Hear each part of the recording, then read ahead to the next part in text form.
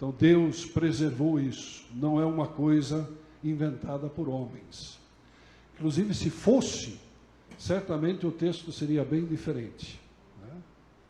Vocês imaginem só a sinceridade, a transparência que a Bíblia tem em relação aos grandes heróis da Bíblia, né? Pensem em Abraão, pai da fé. Se a Bíblia fosse invenção humana, ele não seria apresentado também com os fracassos dele. Pensem em Davi, o rei Davi, o reino, né? A maior glória, a glória maior do povo de Israel durante a época de Davi e Salomão. Mas a Bíblia é muito sincera também em relação ao pecado de Davi. E até Pedro, né, que era um dos líderes da igreja. E vocês imaginam ele ficar conhecido apenas como, né, um grande herói? Seria, se nós escrevêssemos o livro, mas mostra até que ele negou a Jesus. Depois, o capítulo 21 de João achou muito importante mostrar que ele foi reconduzido, restaurado, não é verdade? Para poder ser um desses líderes da igreja. O que eu quero dizer, de novo, então, com isso é: confie na palavra de Deus. Se fosse invenção humana, a história seria bem diferente. Vocês concordam comigo?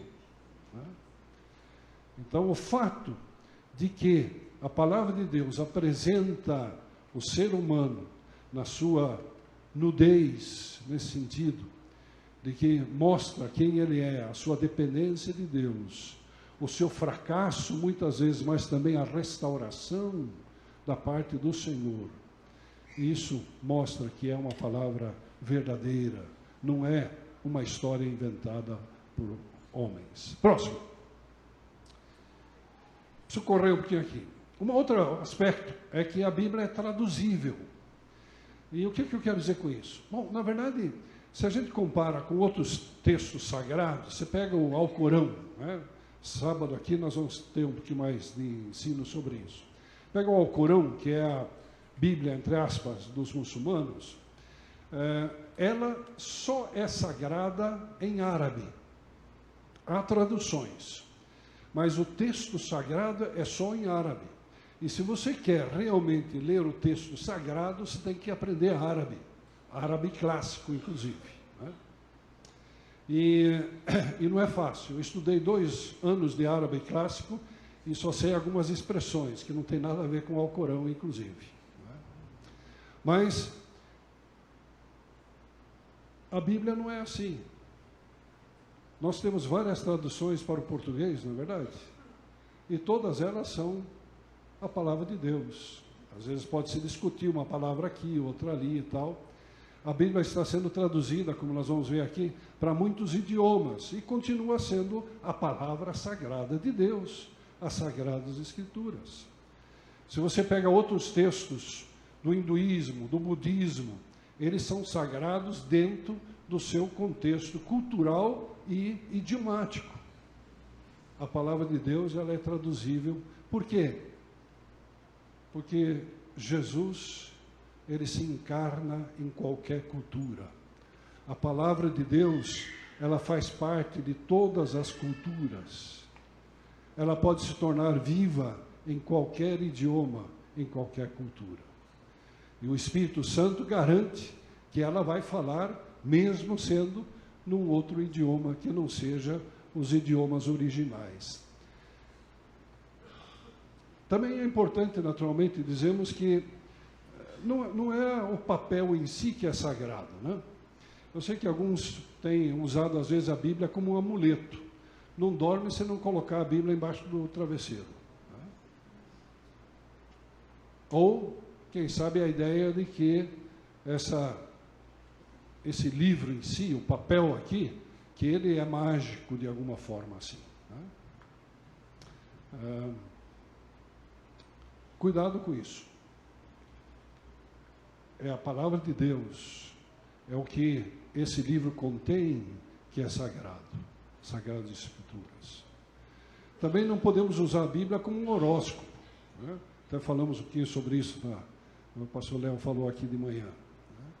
Às vezes nós queremos usar a Bíblia como um horóscopo. E olha, a caixinha de promessas, eu não sou contra ela, mas cuidado, porque é uma seleção apenas de textos, muitas vezes extraídas até do seu contexto, que podem ser boas promessas, tudo bem, né? Mas às vezes é usado como um horóscopo. Vamos ver o que Deus nos diz hoje, né?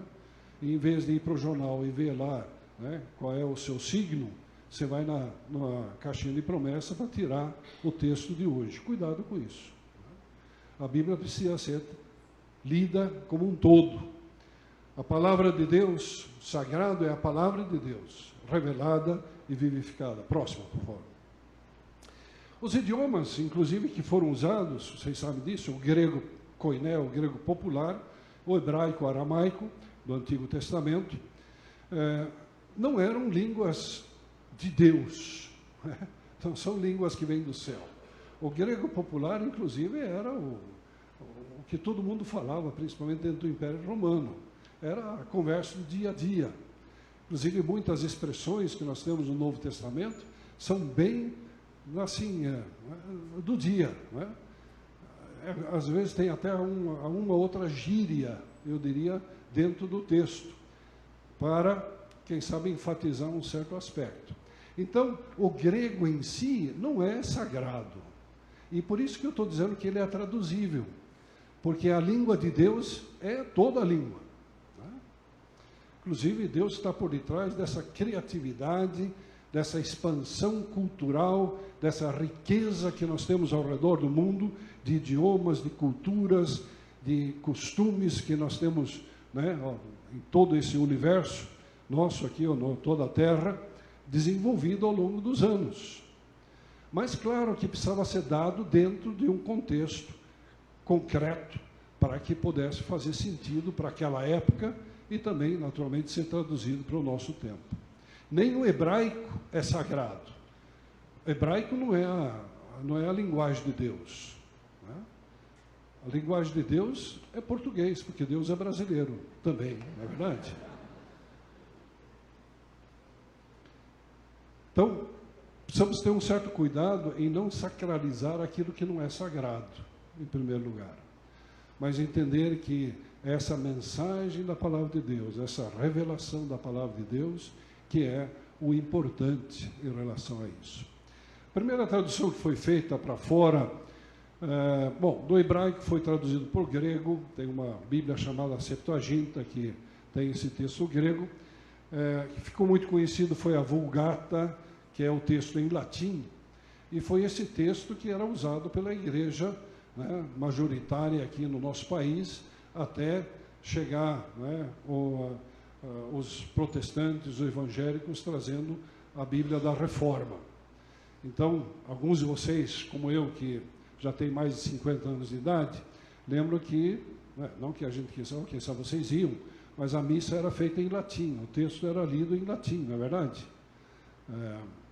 E demorou até um certo tempo ser aceito, também dentro da igreja romana, que pudesse se ler a Bíblia num outro idioma. Mas essa foi a primeira versão. Mas no século XIV já, tem um cara chamado John Wycliffe, o inglês, que traduziu a Bíblia para o inglês, que foi a primeira língua, vamos dizer assim, europeia, que recebeu a Bíblia. Ele faz parte de uma pré-reforma. Depois, no século XVI, a Bíblia de Lutero, que foi aí traduzido para o alemão. Aí ficou mais fácil para nós, né? Não ajudou muito. Não, por sorte, João Ferreira de Almeida, no século XVII, traduziu para o português. E se vocês olharem, muitas das Bíblias ainda tem a referência do Ferreira de Almeida, né, essa tradução, que alguns acham que essa sim é santa, sagrada e tal, né? Mas nós temos outras versões, estamos usando muito a nova versão internacional, tem outras versões, e, né, com algumas mudanças às vezes, mas numa tentativa de ser fiel ao texto original. Próximo.